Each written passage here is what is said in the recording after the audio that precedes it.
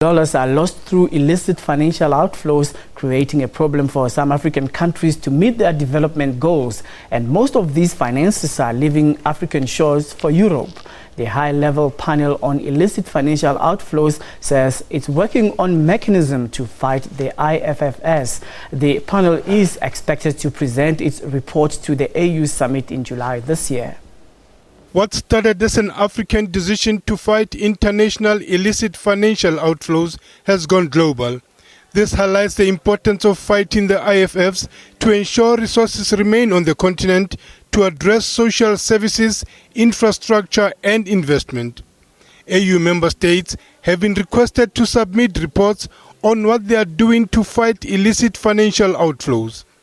The high-level panel chair says reports will show what the individual countries are doing to fight the scourge. Mbeki says there's no doubt that African countries are faced with challenges of capacity to fight the illicit financial outflows.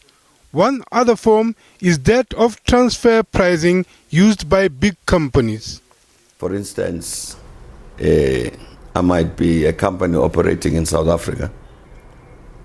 I need legal advice on some issue, and I get this legal advice from a company in England, a legal company, law firm, and I have to pay them for the advice they give me, which is normal.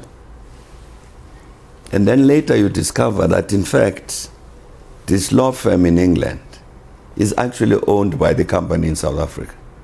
So it's one company. But they don't declare that. They pretend that it's an independent law firm. And instead of paying £100 for this legal advice, they pay £1,000. So you've got to take £1,000 out of South Africa to pay the law firm instead of taking £100 out of South Africa to pay the law firm. It's transferring. This is an illicit financial outflow from South Africa. Mbeki says the panel is trying to develop a tool which will be available to all African countries to fight this scourge.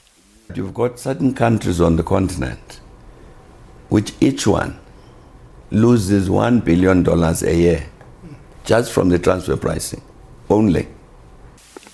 Despite the challenges of information gathering about illicit activities, the information available has convinced the panel that large commercial corporations are by far the biggest culprits of illicit outflows, followed by organized crime. Lehana Tsotetsi, SABC News, Johannesburg.